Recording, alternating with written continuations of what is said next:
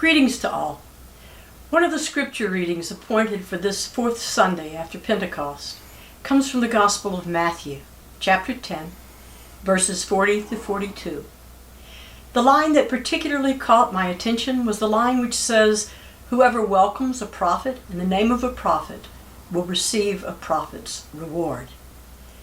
It caught my attention because throughout biblical history, the prophets continually called people of certain privilege to task for their complicity in the ongoing systems of injustice and oppression in their day. And the reality is that not a one of the people called to task welcomed either the prophet or the task of dismantling their own privilege. Instead, they typically condemned the prophet and resisted the task. Today's point to ponder arises from a recognition that the task to which God calls us as a people today, through the prophets of our day, is the task of dismantling systemic racism. And the point to ponder is that even those of us who are white and who already consider ourselves to be part of this work need to wake up to the ways in which aspects of our own white privilege reinforce the very system we seek to dismantle. To ponder this point with me today is my youngest daughter, Rita Browne, who is a lawyer and lives in Baltimore, Maryland. To begin the conversation, I asked Rita to give some examples of becoming more aware of how white privilege operates in her own life. A couple of stories that exemplify white privilege that have happened to me in the past couple of years, and it's been important for me to be able to recognize that, even if it's just looking back, maybe I didn't realize it at the time, but to look back and say, you know what, not everyone would have that experience. For instance, I was at the airport picking up a friend, and I had a taillight out, and I was staying too long in the pickup zone, and I didn't have my insurance on me when the cop came up to have a problem with it. And he saw me and my friend, who is another white woman, and said, okay, just get that fixed next time you can. Go ahead. Well, I feel like every time I hear a story about a Black man or a Black woman getting pulled over, it's usually for some minor infraction, or not always, but there are a lot of stories about somebody having a taillight out, or not signaling when they turn. I turned the wrong way up a one-way street directly into a cop car. I didn't hit the cop, but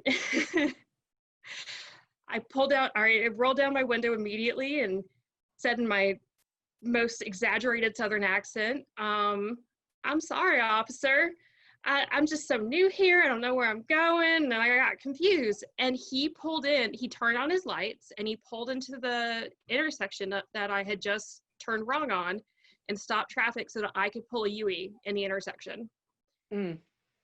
That's not something that happens to everyone. That's right. For a person of color, both of those situations could have ended up being very different. Yeah. And I'm not saying all my interactions with the cops are, honky-dory and easy, but yeah, I've not been ever scared that they're going to pull a gun on me. Right. Yeah, and I think that's something that we tend to take for granted when we're white. That we might worry about other things, but that's not one thing we have to worry about when we're pulled over. Yeah. Thank you. It occurs to me also, I know that over the last year or so, I tend to think of myself as a pretty woke person in the jargon of being aware as a white person of things. I like to think of myself that way. There are probably friends I have, people of color, who may laugh at me thinking that, because one of the things I've noticed is that sometimes I'm not as woke as I think I am, and I get called up short for that. And when I get called up short, my first reaction is resistance. And I just wonder if you've had any experience with any of that. Yeah, I mean, I also have generally thought that I honestly, I hate the word woke. I feel wrong saying it. It doesn't feel like me. But I feel like I'm pretty aware of a lot of these things, and I feel like I'm pretty open and accepting, and I thought that's what I needed to do. And the last year especially has woken me to the fact that that's not enough. I've especially recently been talking with some of my friends, and I've come to realize that in the past, even in trying to be anti-racist, I have unintentionally come off as tokenizing my Black friend by asking their opinion immediately or only if anything came up with that, whether they had any expertise on the subject or not.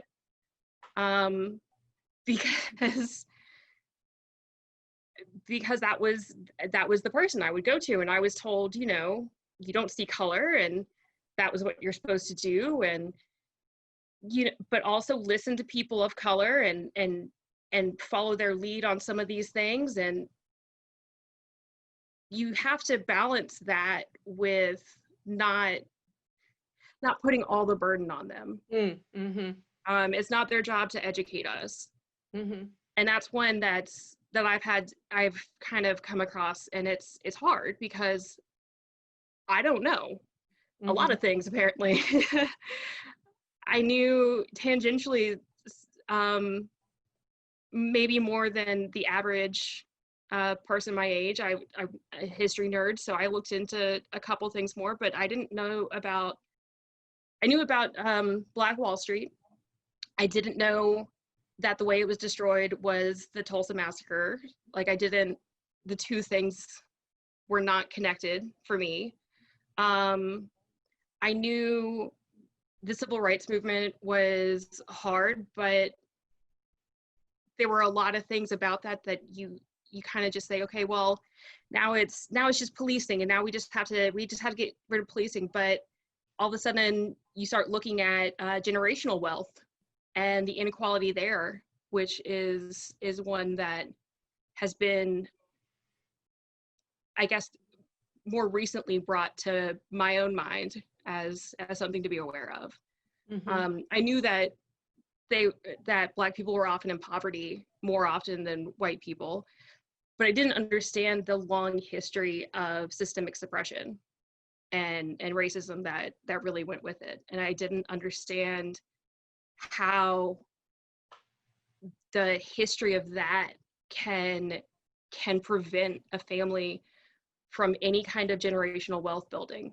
And how did some of these things begin to come to your attention?